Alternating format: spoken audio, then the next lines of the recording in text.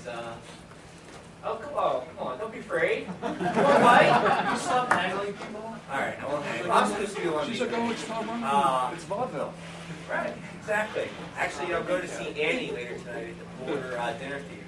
So if I see any of you there by yourselves, anyway, welcome to Information Overload. Today we're gonna sort of showcase and have a very informal talk about different things that you can do with very little money. Obviously, it always pains me personally when I go and I talk with some of my friends who are in that elite CIO group of the top 10, but they let other people in too. They're not that picky. I think it's because the guy who's not here is not in the top 10 anymore. But regardless, they always. Can we start the recording over again? It's all good. But it always humors me when they talk about their budgets and how they can spend X amount of dollars on something or X amount of dollars on something else, and I think, wow, we've never had that kind of money. We've never been able to do a project like that. We wouldn't even be able to dream of doing a project like that. Not that we could do it cheaper with some other technology, but we could not go down the same route that they had gone down. And so what we do at Rutgers, Camden Law, and hopefully soon, all of you might get a chance to see it, we hope, right? Then you would be able to do these types of projects using cheaper solutions, right? Using the mind, right? The brain. Not that I'm saying that they don't have it, but trying to think outside of the box and maybe sharing collaboratively amongst ourselves the type of projects that we are deploying, and maybe that you can use them as well. And one of the things I do want to mention is that for those of you who have been reading your email and not been reading your email, at lunchtime today in room 205, there's going to be a meeting of the minds geared towards Linux. But I think what's really more important for that, and will also be covered, I think, in an afternoon session today, is sort of the open source way of doing things, right? And so for any of you that have questions that don't get answered in this time period today, and have additional questions, or want to come and kind of bounce some ideas off of myself or anyone else, Tim here, or other people, please come to one of those things and feel free to be an active participant and realize that we are here. Obviously, everyone who's presenting at the Cali conference is trying to share some knowledge with everyone and hoping that you walk away with it. So my goal, my hope, is that when you watch our presentation today, you decide to implement one thing either that you see here, or you get a light bulb goes off and you say, wait a minute, I don't need to spend $5,000 to do it that way, or $10,000. I can spend a few $100s, and you know what? Maybe it won't look like the $50,000 solution, but do we? The question is, do we really need a $50,000 solution? So with that brief intro, right, it's out of the way. Let's get kind of started. So we're going to talk about a couple different things. I guess we're going to sort of skip around first, mainly because I didn't do any slides, but Tim did, so thank him. We're going to talk a little bit about our information displays, which Tim nicknamed LIDS, the Law Information Displays, which is also actually a store in the mall close to us called LIDS. So yes, this is not hats. There's no hats here. Okay, we're going a little bit outside the box there. So, all right. So go ahead, Tim. Take it away. So what we have basically is when we first we got a new building. In the last couple of years we had an extension to our building, some new classrooms and things. And one of the things that our dean wanted was to have a better way of telling people where things are. And so we have these information display systems in every classroom door. Right. We also have a lobby display, 42-inch touchscreen displays at every major entrance, with the idea that a lot of the commercial systems were thousands and hundreds of thousands of dollars depending on how detailed they were, and so we wanted to try to replicate that, but we're poor, so we had to do it in a way that was cost effective. So our display systems, excuse my PowerPoint backing and forth thing. At each classroom, we have a 20-inch widescreen LG monitor, and then we send the video signal from a central location on that floor using DVI or VGA senders, depending on how far away they are. The DVI senders can only do 150 feet away. We have one classroom we had to send up 4 floors, so we had to use a VGA extender. They plug in and they convert the signal from DVI to Cat5, so we use the existing infrastructure as much as possible, and then we just run from the closets to the rooms a Cat5 cable to send the signal. We had our facilities department put power at every classroom, and then we have a wall mount there. And then at the central location, yes, is a GX150 N3 256 megagram computer that's about a bajillion years old. We have successfully stuck 5 network cards in there. PCI video cards in, and then a 6 HUP dual head display, so we can run 7 displays off of one GX150. And wait, it's important to note we do. Several areas that are GX150 is powering 6 or 7 displays. Yeah. And how many power supplies have you gone through? None. The GX150. No, we have gone through video cards. Yeah, we have gone through video cards. Yes, it is very hot, obviously, but we've been running these systems nonstop. Though I think it's, there's some benefit in terms of the fact that these boxes all run Red Hat Linux. You don't have to run Red Hat, you can run any Linux that you want to. The reason why we run Red Hat is because we like we're sort of into that whole Red Hat thing. But for obviously, you can run insert your favorite distro here. One of the nice things about them, though, is obviously we can turn on and off the displays. So all of our displays go to power sleep mode at 11 p.m. at night. So we have a really part-time program. And they all turn on automatically at 7 a.m. in the morning. So you get some power savings there. Each of the outputs is mirrored, or it's individual displays. It's all unique. 7 unique outputs. All from the GX150. Cool. Yeah, there it is. It's very cool. That'll require something. Yeah.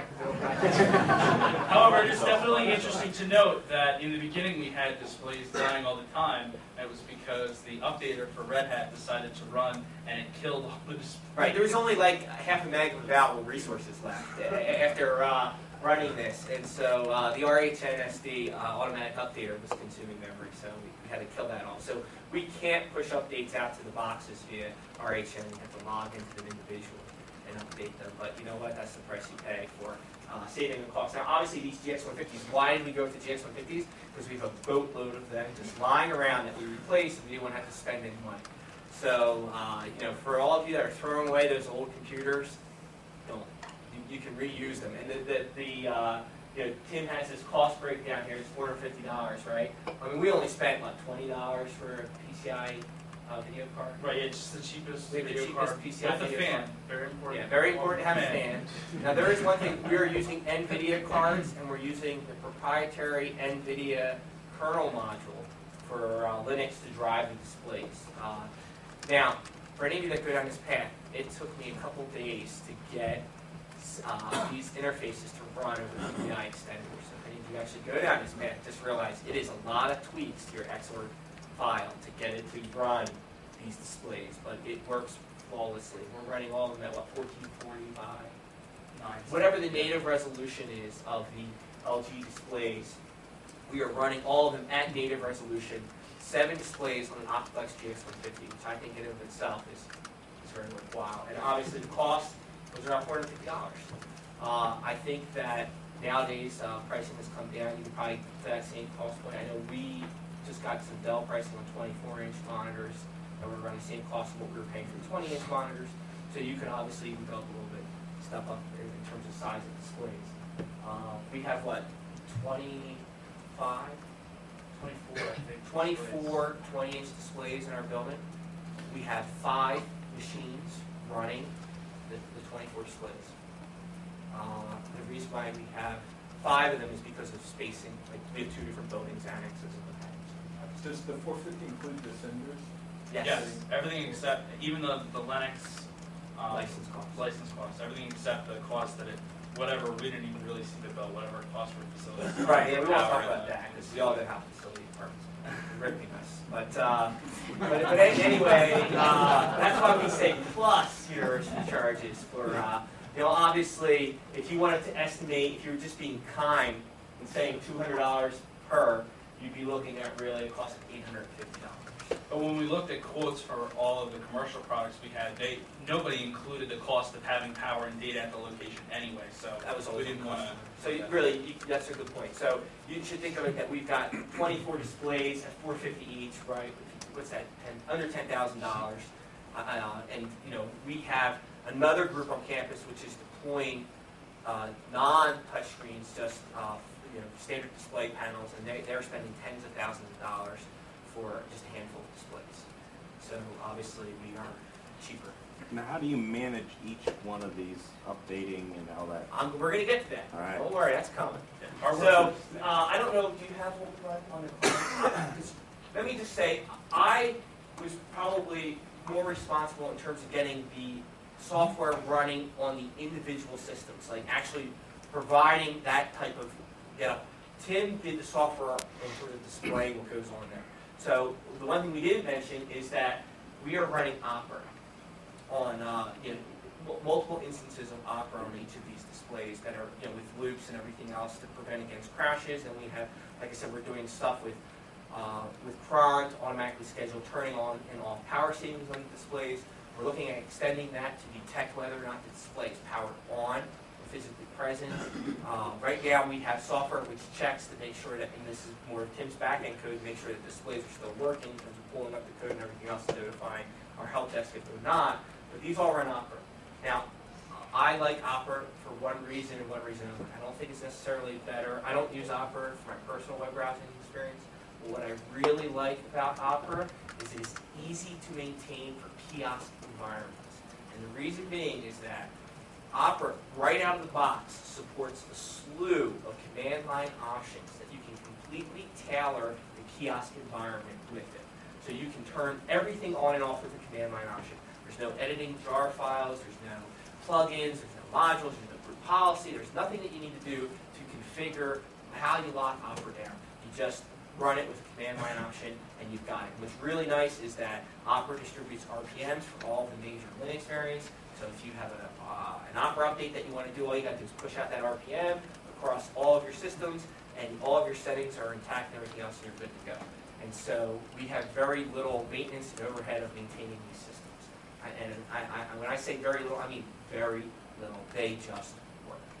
So with that being said, we'll go to the next slide.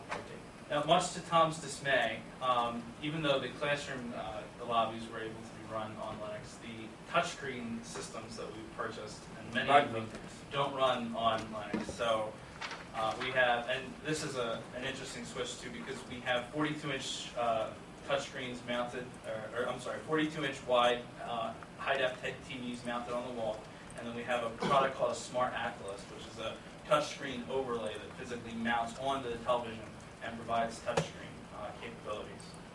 It runs on Windows or Mac, so you get a Mac Mini and throw it back too. We chose to house the computers down in our tech closets so they would have redundant power and things, so that's why we still are using digital senders. But if you got a small little computer, they sell mounts that you could just stick right behind the television, you'd never notice it. So we have the Actilus there. VGA over Cat 5, we got screwed by, what is the HDCP? Yes. Is that what it is? Because the digital senders were sending into high def into an HDMI plug, and which was failing and sending it back to 640 by 480 or something ridiculous with the resolution, because the digital senders weren't HDCP compliant. So we had to return them and get VGA, and it's pretty network straight. Right. I do want to note, though, since he took the little jab at Linux right there, that one of the reasons why these don't run Linux is because Actilus from Smart did not at the time have Linux drivers. And we have another display, it's touchscreen 32-inch. Oh, no, I don't. We don't just have two touchscreens. We have a slew of touchscreens in the building. Another one that we have is a 32-inch touchscreen.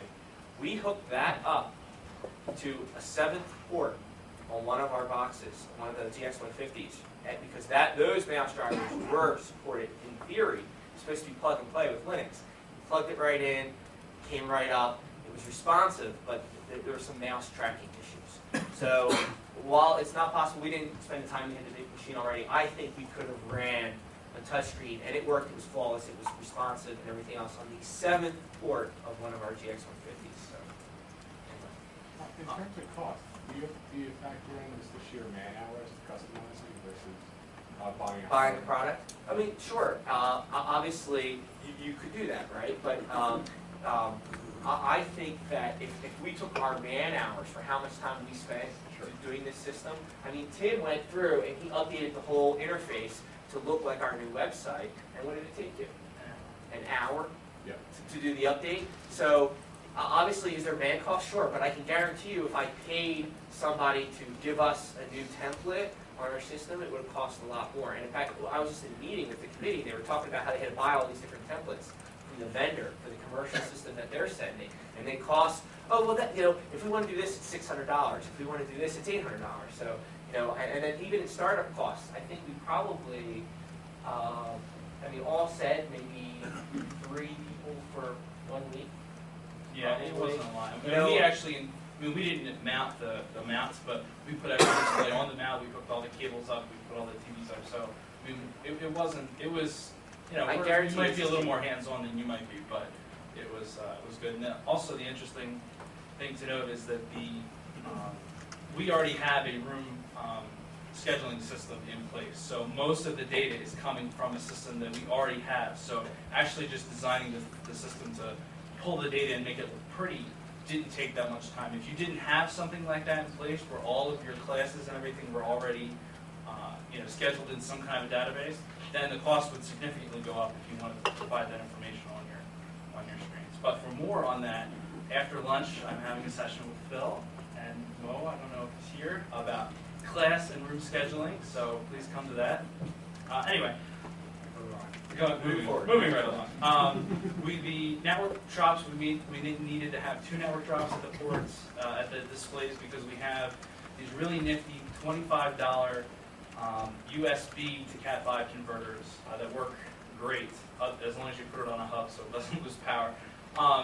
So that the touch signal would go back down to the screen too, but I would definitely recommend their triplet little senders. They work great. We have really nice computers on the remote locations because we have things moving and going back and forth and things. And if it's a GX150, it was not anywhere near as responsive as we wanted to be. So it was nice to have that.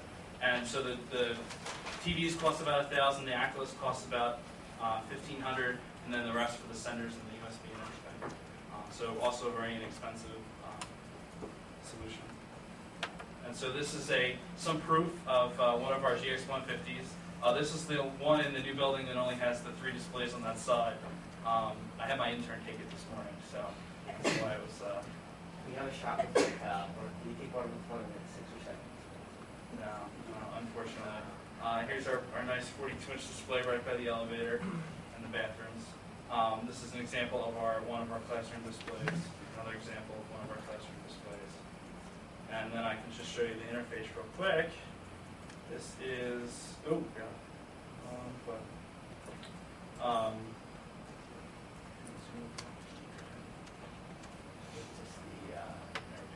It's small, but you can see it. So we have the room information here at the top, the time and date and everything. We pull the current weather from free. Weather.com has a free API that you can use. We don't have anything in the room right now, obviously, but it'll list the current event and then up to 10 events that are coming for the rest of the day. It's Friday. Even with those of you summer programs, how many actually have classes today? Right? Really? Wow. Okay. And it'll list up to 10 events the rest of the day. We have an announcement system here on the bottom right that will scroll through 5 or 6 announcements that come through from information we get from the dean's office. And then my lovely little Liz logo on the bottom left. Was all me. Same thing with the lobby display. We also, we have Barbary today still going on, so that's good. So we just show the current events that are happening. On the touch screen, you can click. Sorry. I want to grab this. One of the things we've done is if you look here, you'll see study room reserve. So one of the things that we did, another piece of middleware that we wrote, is we have study rooms throughout the building. And students can go in to the system and they can reserve a study room. And then within a few minutes, the system will check that reservation automatically and approve it or deny it based on several factors, like how many reservations they've made in a 10-day sliding scale. how many hours of reservations they've made, and in a sliding scale and what have you, and automatically approve or deny the reservation. So we sort of tied the system together, building all these different pieces of middleware. And so the benefit here is you see study room reserved, but the system knows who that is, and then on the individual display of that study room, it'll say reserved for John Doe, but in the main display, it just has that information. And so all of our study room reservations are completely computer-based now as well. So, Will it tell that student they were denied? yes, it gives them an email. Like, so for instance, it'll say, there's, Tim, can you bring up that web page? Maybe. Go over to there. We just had this new website, and so we've got some multiple logins that are kind of required. We're using CAS, and if you use CAS, Central Authentication Service, developed originally at Yale. The university uses it for its single sign-on solution. We'll give you an example of some of the rule sets that these guys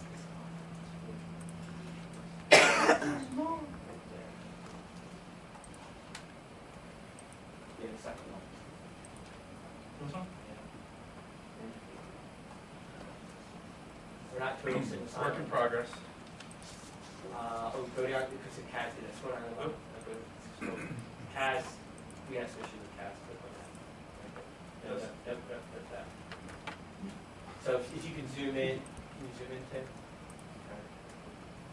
There you go. So restricted to a maximum of 2 hours a day, 10 days out, 4 reservations over sliding 10-day, 8 hours in the same sliding 10-day window, and then reservations outside the time. So we just wrote a piece of middleware that goes and checks every time they make a reservation. This runs every 5 minutes. It'll check and automatically approve or deny reservations. So the students go ahead and make the reservations, and then it all goes right back and shows up on the information displays outside the room, so we don't have any issues. So it's what we've done, what we struggle very hard to do, and we're going to talk more about some of these other examples of where we have it. So we take all of our products, and build them, and make them all work together, so you get maybe not so much a unified experience for the students, but more of a unified experience for ourselves in terms of administering and everything else.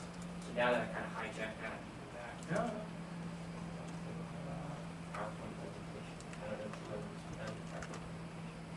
Yeah, other than the fact that we can, all the touchscreens, we have a more events link which will go in and you can pick what day you're gonna, you want to see what's happening next week or whatever. And then we also integrated the faculty staff directory so that they could go in and see somebody and then go in and click who they are and where they go and everything. Our next revision will include, maps and things about where they want to, how to get to where they want to go. So in terms of the classroom displays there, you're just hardwired to show what's in that particular room, and then the touch displays you can navigate. Absolutely. Gotcha. And one of the things that we're going to do is, we've been meeting with the students, the student organization, and everything else. And one of the things that they want to do is on our touch screens, which currently we've got four employed. They're going to, instead of always showing like the default lobby interface, when they're inactive for so long, we're going to move through slides and allow students to show different things. We also are in final stages of a cafe that's being built, a new student cafe. And after that's done, we're going to place a 50-inch non-touchscreen display on the wall near that, which will be used for student postings and what have you, all be tied into the same system as well. So sort of the idea behind all of this was that we wanted to get away from paper postings.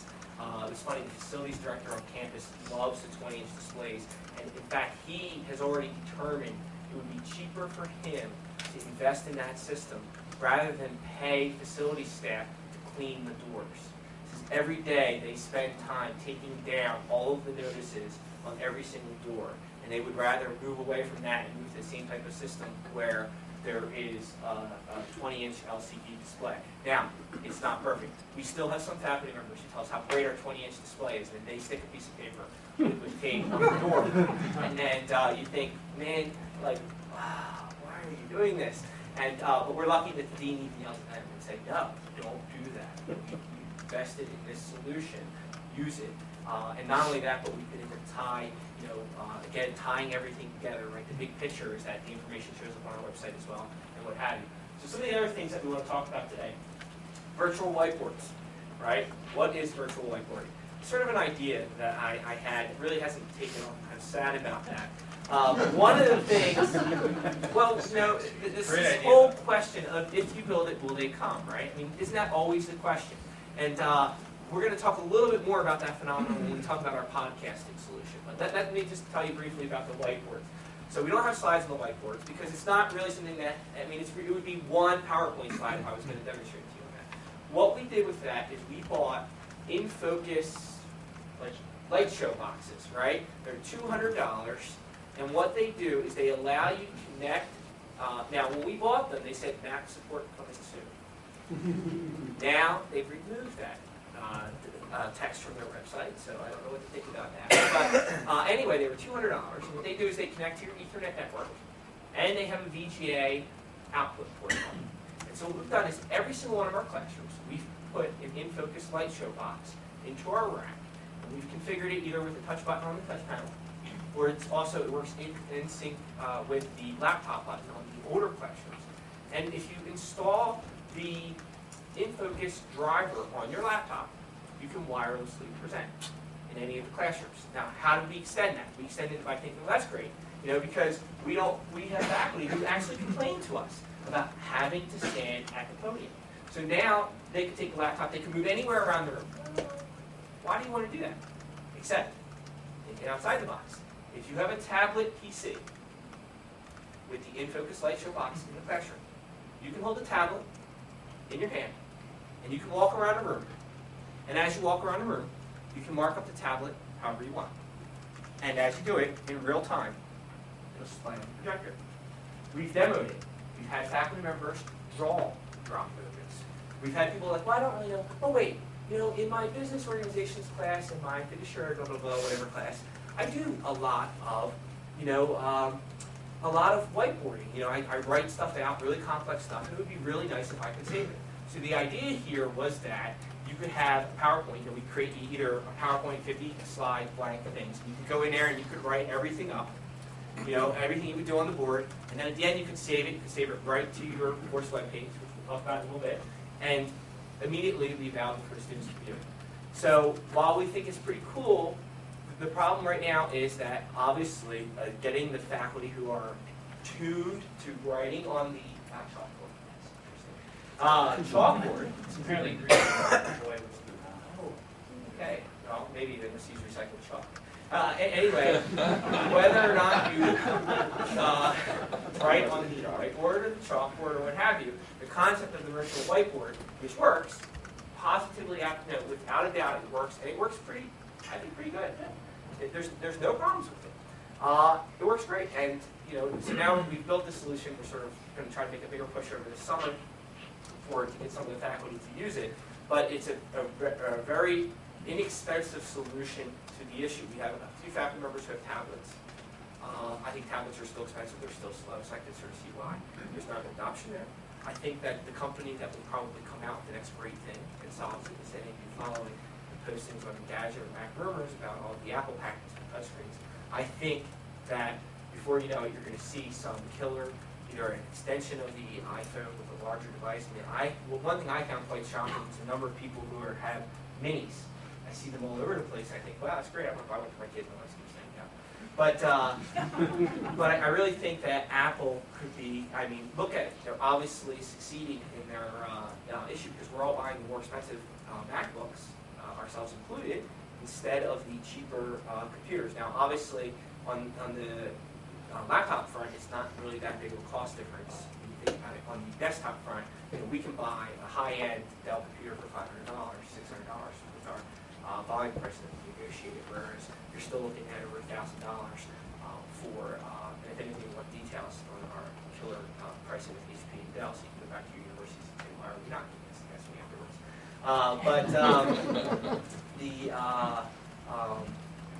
In the desktop spec, it's not really there, but I really think that if we could see more tablets comparably spec equipment-wise, that faculty would start buying them. We have a few faculty that have them, but when I say few, I really do mean a couple. So obviously, we'd like to see more of that. I think that if we had faculty, because we have faculty members who bring their laptops to class every day. and even though we have PCs in every room, and they connect them every day, and they stand at the podium every day. Those are our prime targets to disconnect them from that podium and move them out into the walking around space and being able to use this technology. So that's our virtual whiteboarding. We're going to skip podcasting for right now, and I'm going to talk a little bit about another solution that we have, which is, again, something else. One of the things that we have, and I'm sure a lot of you have it now, and I honestly don't want to open up the can of worms of printing Redux. We've already really gone there, so I'm going to say it's really quick. 30-second solution, right, is that we use Faros, right, okay, and all our students, they loved it. We implemented Faros, and we said, not us, the university level, we gave students so many pages, and all of our students, journals in our clinics, were printing to our non-Faros connected printers. All of a sudden, we're like, hey, I don't care, I'll just keep printing to this printer that doesn't have any management or anything, or quotas on it. Now, at the time, we had already written a tool called SuperPrint. SuperPrint is our own, running on Linux, Samba interface gives you custom print commands. And the beauty of SuperPrint was that we wanted to be able to do really cool things with SuperPrint in terms of redirecting print jobs on the fly to other printers, and dynamic load balancing, and redirecting if there was a problem with the printer, and redirecting based on who you were, where you were coming from. We wanted one printer share that we could publish in our image, so we didn't have to change all the images and do all this stuff. And as part of that, we were already logging what you were printing, we were tallying your pages and everything else. So one of the things that we did is we extended that so that we could now have quota management built into that. Now again, this goes back to what Tim was talking about before, right? Which was we already had a room reservation system, so we just tied into it, right? We already had access to our rosters, right? We knew who was in what class and everything else, so we could take this tool and we could extend it so that we could make sure that, hey, if you're printing in a clinic, you can only print there if you're in a clinic, and now you can only print 500 pages. And we have a way to extend the quota and everything else. So we implemented that very quickly. And we had, in the semester before we implemented it, we had students who were printing 1,200 pages to our clinic printers and 0 pages to the Faros kit, which was being paid for by their student fee, whereas now we're limiting everyone to 500 pages. So we've had some cost savings there as well to us implementing that. The other thing I want to talk about too is we have door security in our building.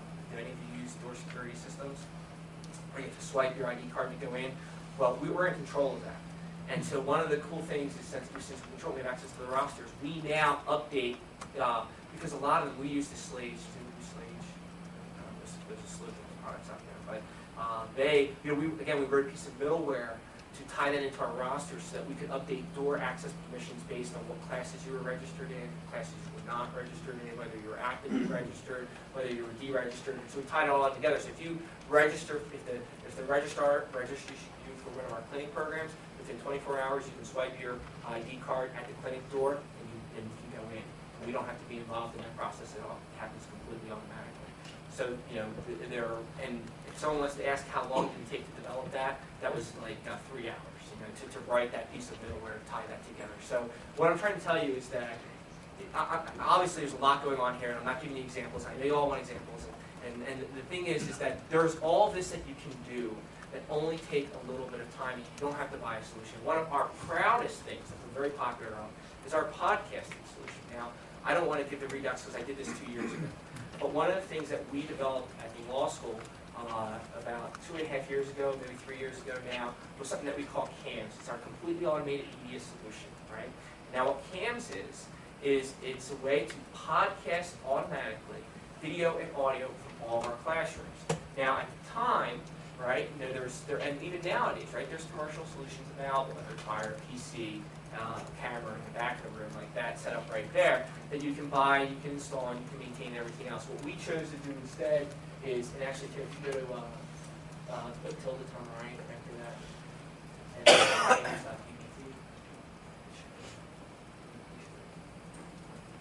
you don't have to, okay, we'll pull that down in 2 seconds. But anyway, what it does, and it's really cool, is that it allows us to schedule based on our room reservation system that we already have.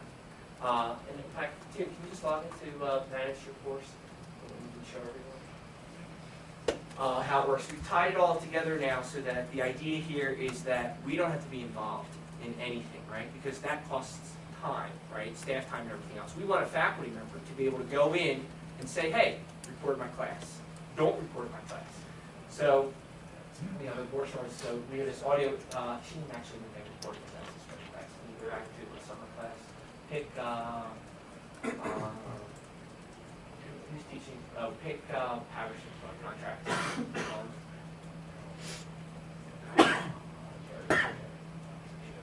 So this is a summer course, and we'll get over to the audio video tab here. And we'll scroll down, there you go. So what you can do here is, the faculty member has control over this. They can automatically select whether or not they want each one of their classes recorded. And then they can say whether the recording should be kept forever, because blocking is trying to make it a little bit larger, whether they want to add, so you can see there's these options here. So what this does is this allows us to basically get out of the game of having to schedule video recordings, right? The faculty member who has ownership of this course can go in and he can pick which classes he wants. He can do select all and pick. Now obviously this professor has actually already picked all of his courses to be recorded, all of his sessions to be recorded. But if you were to go into a course that wasn't that way, and in the summer, believe it or not, there's very few. Most of them are already scheduled. Every single one of the classes to be recorded. So going back to the if you build it, will they come thought, right? When we built this tool, we built this for our own selfish needs, right? Which was, how many of you get the phone call? I'm sick. I'm in an accident. I'm on a holiday. I'm getting married. I'm this. I'm missing class for whatever reason. It's at 8 o'clock tonight. Can you record it for me, please? Right? Everyone knows that, right? We were getting that all the time. We were doing recordings almost on a daily basis, all throughout the day, trying to, for students who are missing that, because our dean was basically saying yes to everything. Oh, you're missing for this reason? Yes, we'll record it. Oh, you're missing for that reason? Yes, we'll record it. And, oh, wait a minute. We don't have staff tonight. We don't have, so, we were paying for student helpers to be available at night to basically walk into the room and set up the camera in the back and walk out, come back 2 hours later, pick up that camera, and then walk out. Now, okay, then what, right? Then you had this camera, then we had to have staff time to get the video off of that camera. When they used to be VHS cameras, they were easy, right? You could pop out the VHS tape, and you could give it to the student and say, here you go watch it. And the student, of course, had a VHS player and could hit play and watch the video. Nowadays, you got mini DV, high 8. You want to try giving that to the student and say, here you go, watch it, have fun with that, right? No way. So now, not only did you have that, you had staff time to convert the recording to the media that was needed for the student to be able to watch it. So with this system here, it does it all automatically, right? So it records it, it posts it. You can do private recordings and send them just to the student. You can do audio only. We have a couple people who don't want video. They just want audio, and so they use this. Now, when we did this 2.5 years ago, we looked at a couple different cameras. The first camera we looked at was a Sony, like RNCZ1825, whatever, I don't know. And it was a $1,100, $1,200. It came, it looked really pretty. It did not have synchronized audio and video. So luckily, we were building a new building. And so that went and got stuck in a window and took pictures of the new building being built. The next camera we bought was an Axis 230 MPEG-2 camera. That worked flawlessly. It was hardware encoded MPEG-2 on the camera. We would capture that stream.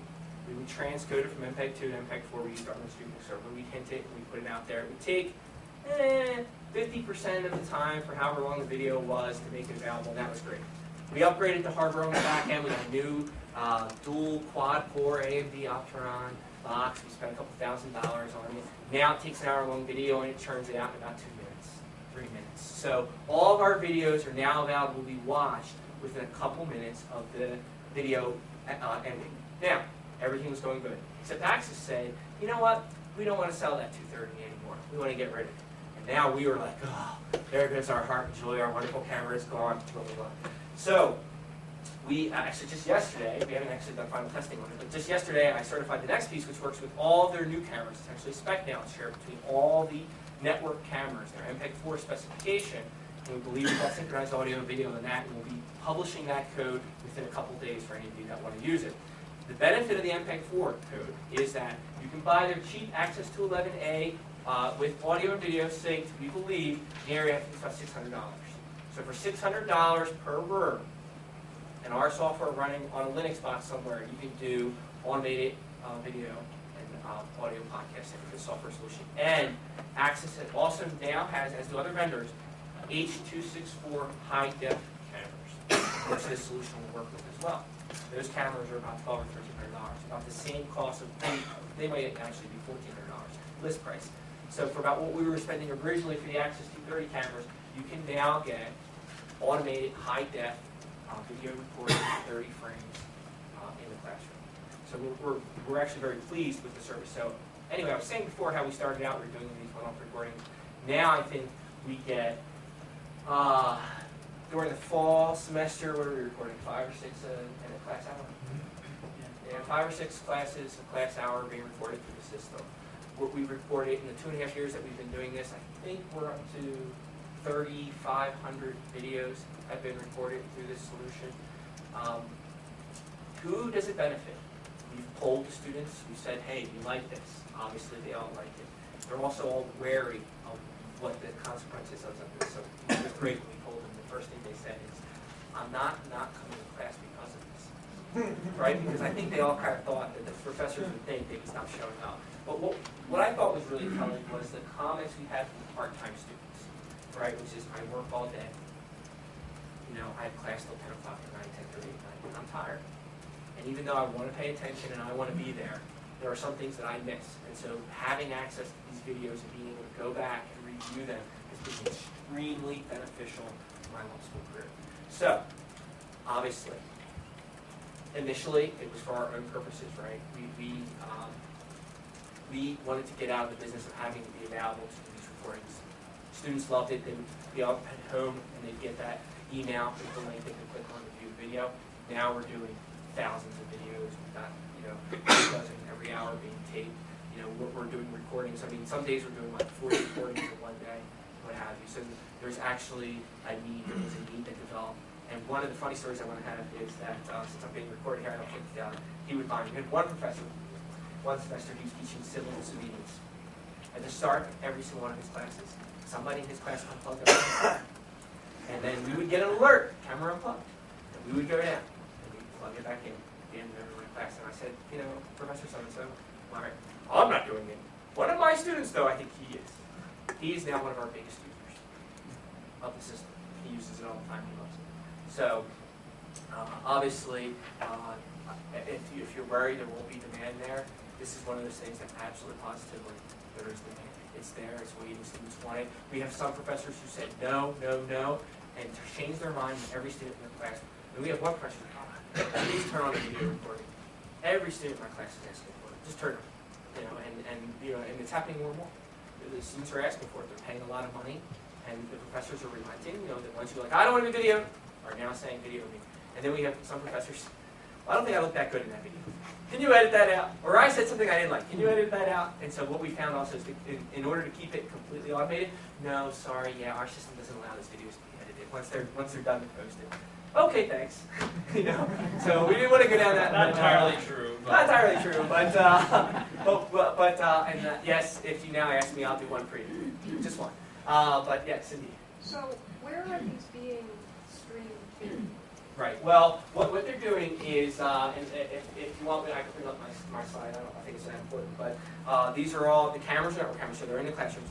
We have a box, a Linux box, that has access to our network attached storage. It just copies the stream down to that, and then converts it, puts it into our VMN server box, no longer made by Apple, but still a pretty cool box. And we also store it on our network appliance box. And then we have a Darwin server. Now, it's important to note for any of you, the tools that we use, right? You could easily flip like one little thing and stream out Windows Media. You could stream out in Flash Media Server. So it's not a solution that's tied to Darwin for streaming. You can use it for everything. Now, the trick, of course, right, is that the middleware that we've built in terms of recording this. So basically, there's some tricks and everything else in terms of how to get it to show up on this web page. But all these entries are stored in MySQL DB. So if you had the ability to write a module to do a select, and obviously when I say they're in MySQL DB, it's just a single row for a record. So you can store it in any DB that you want. You can just do a select from anything and write your own module to display the videos. And they're all, though we've done, because obviously the question that comes up a lot is what do you do for security and what have you in terms of this, and without getting into DRM, right, which is, I think, would be the real answer. We've done what we call unique URLs, and we hide the files and we symbolically link them in, and they can only valid for so long, and et cetera, et cetera. This is all too complicated, but I think for an earlier start to it, you could just do that. So anyway, once they're done, they show up on the course webpage, and if Tim wants to scroll down to the bottom, let's pick the most recent one, and you can do watch video. There's a podcast URL. Or the URL, so we'll see if this is going to work for us. I made the logo. Yeah. Tim made the logo. Now, this is, what's important to note is that our solution works, this is a poorly lit classroom, obviously. This is being recorded using an analog camera. The software that we wrote supports different backends, so it supports network cameras and analog cameras as well. This is an analog capture. So this is probably, I'm not very happy with the quality of the cameras they give us from these rooms, but it's sufficient. But I read somewhere once an interesting quote that said that, obviously, in streaming media, if a viewer goes and looks at your streaming media and the video looks like crap, but the audio is good, they stay. If they go and look at your streaming media and the video is great, and the audio is crap, they leave. Unless, of course, it's something that starts with P and ends with N and has no R in the middle.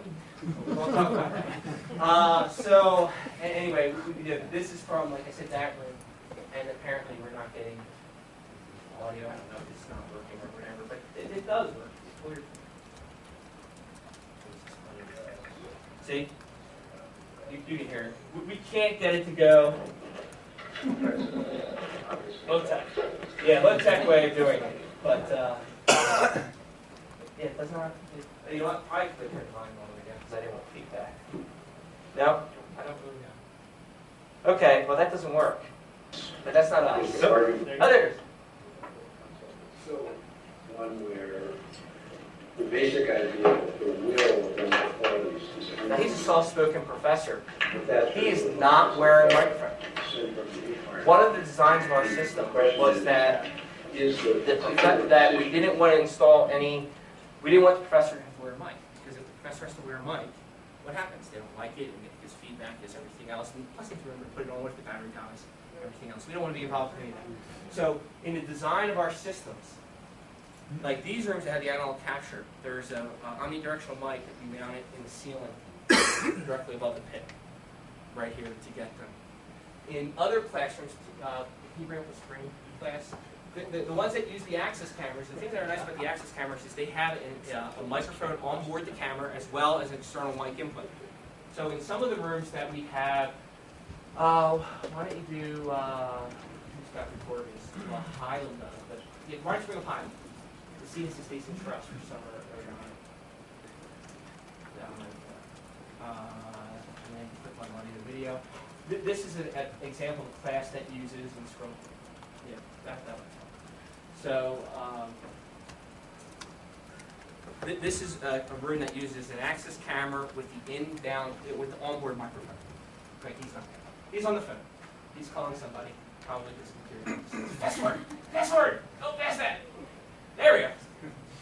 Okay, so let's. Okay, will it work? Let's see.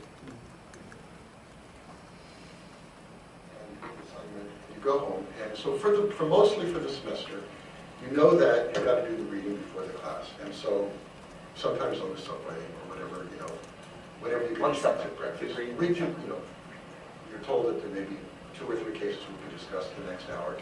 And generally, in all the smaller classrooms, we can actually read what's on the whiteboard. So if the professor's writing something down, students can actually read it and take notes from it and everything else. The larger ones, you're mostly concerned about harder to read. to make sure that you are able to understand the class. So, like I said, this again, the requirements for the install of this job was just a network cable to be brought into the room on the ceiling. We mounted the cameras ourselves. We did all of that. In fact, we participated in bringing the network cable in. What about students asking questions if there's a Q&A during the session? The students, not that you can hear the students. Even though the mics are tuned to the professor, the acoustical properties of most of our classrooms are sufficient enough. It's a shame, if we were to find maybe towards the end, let's see if there's some students asking questions in the end.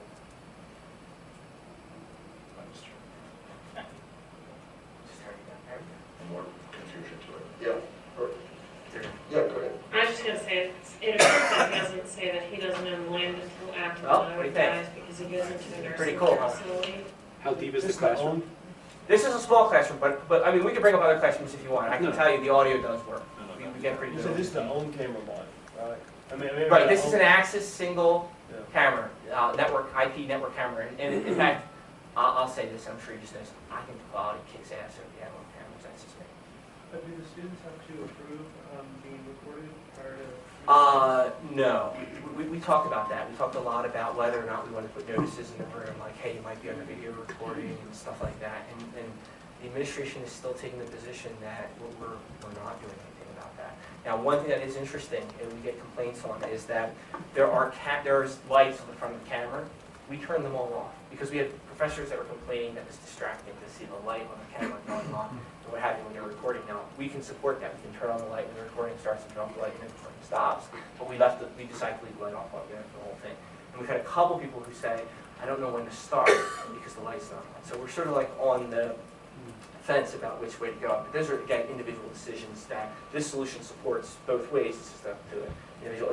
On the network cameras, on the classrooms, with the analog cameras, there's no way for us currently to communicate whether or not you're being recorded. Now, one of the things that we want to do with this, which we think is really cool, and for any of you that are following media notes, right? We have actually, it's possible to put a stream into a media notes file. Then the professor can open it up, can tag it. The problem right now is that if you hit a tag, it does not go to that point in the video. So I've been meaning to talk to media notes people and say, wow, if you could fix this, it would be really great. Because with our solution, we could write a piece that would send immediate, like we do a lot of student simulation recordings with this system. And so right now, it gets sent to the professor watches it, they type up the comments, they give them back to the student. Well, that's great and everything. But what we'd really like to do is use media notes or something like that, where we would generate like a 100 kilobyte media notes file that we would send to the professor. They would open it up, they would tag it and annotate it, and then they would forward that to the student. Maybe it would be up to 120 kilobytes now. The student could open it up right away and see all the tag points and references, and you wouldn't have to schlep around the gigabyte file, the 500 megabyte file, and everything else, which is the problem that I think media notes has right now and other solutions like that. We are hoping that media notes or some other product comes out that does that, or we might look at doing something ourselves. Now you might say, how could you do something yourself? If Tim goes all the way back to the beginning of the place or whatever, you noticed when he made the joke about him making the logo, we use Smeal now for the presentation of all of our videos, the SML files. If any of you are familiar with this, you can do some really kick-ass stuff in Smeal, right? You can have tags, entry points, exit points, and everything else. So it would not be hard for us to extend this to basically provide, some JavaScript that would give a dual screen effect on the professor's screen that would allow them to hit tags, and the system would note where the tag was in the video. It's all supported in Smeal. And then when it came back, the students would be able to see all the comments, click on the link, and it would take them immediately to the tag point in the video. In fact, yes, actually we won't be using media notes. We'll be using our own solution for that. We're willing to, the students don't have to buy. The students don't have to buy media notes, right? It's free for faculty and staff. The students have to buy. No offense, I don't want to lose them to sale. But actually, with Smeal, yes, we could do exactly that. We could do this internet streaming recording and provide markup. So when you click on it, basically you'd be sending the start tag because you can define start tags in Smeal for wherever you want. So we'd be dynamically generating where the start point was, and the system would jump right to that point in the video. So if you had a whole bunch of comments, you could click on them and it would jump right through. It worked flawless. So I'm going to Cindy first because she had her hand before. So what are you doing in your courtroom? Where do you need to have multiple cameras and? Right, we have a quad view right now. I'm sorry? Quad view by default. To keep it automated, it's a quad view. So that goes into the system. So it's 4 cameras that are being shown. Do we have a quad view? And so. Ooh, trial lab. Go look at a trial lab. We do that. So then how do you zoom in and? The 4 cameras are defaulted to preset positions. I mean, remember the whole thing here is completely automated, right? So when we're in that room and we're doing recordings and if we're there, then obviously we don't send a quad view. We can send individual cameras, right? We can tag between different cameras and the system just picks them up. But we wanted to be able to have a trial lab class at 7 o'clock at night. The students just walk in, have it be recorded, not have to do anything. So for that, we took a quad view. Do we have a trial lab video? So the quarantine. There we go. Click on that one. We'll have all. Now I don't know if this is going to work, but here, click on 4.8. Oh no, those are Ray's crappy recordings. Just close that. They are pretty crappy. They're on 10. Go back. Did you do? Or I guess. Lesson? There we go. Click on it. Yep. Okay. Go to that 6.4. Let's watch this. Yeah, we'll cross our fingers. 175 minutes long. Okay. Oh, okay. So, is it perfect? No. Is it automated? You bet your arse. Okay? So, we have audio there too, obviously. It's just, It's interesting to know too, one of the things that we're finding is that there's so many other uses for these videos. Our Associate Dean for Academic Affairs is actually using some of these videos to check up on some of the adjuncts that are maybe first hired and things. They'll, instead of having to come to the class, they'll get permission and say, yeah, wait, I want to make sure that we do say that we don't record anyone without the permission. So even when we do adjunct review recordings, the dean sends us the email exchange with the adjunct authorizing. Are your senior faculty still going to class to review the juniors, or do they watch movies? They all watch movies. We have one guy, one of our distinguished professors. He lives really far away from campus. I don't know. I watched this guy in the earlier thing, the video conferencing with the guy from Duke who's in Washington. And he's talking about how, oh, it's so hard for me to get down there and everything else. I'm thinking, well, you're video conferencing, right? I mean, you're teaching the entire class. If I'm a student, and you want to talk about complaints, right? You're paying all this money to go, and the professor's video conferencing, there's probably some perceived diminished value for that, right? If you're just doing a review of someone. I mean, obviously, I don't want you to come away thinking that's the norm, that they all watch the videos. But there are videos that are being watched for reviews. And the other honest answer is it's mostly the evening courses that are having that. Most of the day courses, the faculty are around and everything else. But during the evening, it's mostly taught by adjuncts. It's mostly adjunct review that they're doing. So I'm sort of getting off subject, but how much involvement of your full-time faculty do you have in your evening program? Well, that's publicly available on our website. You can go and look at our schedule. I think that I would not want to comment further than that. There's a rotation, right? I mean, I'm sure, I'm not a faculty member, okay. But we have a rotation. I'm sure you know. You look like a faculty member, right? Yes. No, it's not. Yes. So how many full-time employees do you have? What titles are there? I mean, There's 4 of us. There's 4 of us. There's myself. I'm obviously the director. There's Tim right here, who's our developer. We have another one of our staff members who's sitting right over there. She's one of our support specialists, and she's been doing a lot of photography for us. And then we have one more, Ray, who's not here with us this year, and he's our assistant. So, yes. Do you have an authentication system hooked up with this, so that way the general public can't do the videos? Right. Well, what I'm saying is that this whole thing right now that we're in, right now, this is controlled by the CAS and sign-on authentication to get these URLs, and then we're going to be, and then the URLs are. Now, are students allowed to view anything that's recorded, or just the courses they're in? That would depend entirely on the individual faculty member's discretion. So if Tim goes click on course and all courses, we have red and blue courses. So I guess really this is a color. Yeah, we have both. If the professor, when they set up the course webpage, can set it up as a public available course, then anyone from the law school can view all of the videos that are on there. Most set to a private course, and then it's restricted to the actual students that are involved in that course. Right. So one of the other things, I think we're almost out of time here actually, but one of the other things that we've done is our own course management system. Now, I'm not going to say that this is the perfect way to do it. This, again, is another example of a law school we have a lot of developed applications, but this is it. So if you click on syllabus, just click on syllabus. So this is dynamically translated from Word probably to HTML using OpenOffice, running as a daemon on the back end. And we have these links up here on the top. You can click on and you can download a PDF or whatever. If you click, Tim, can you bring up one of Munterson's courses?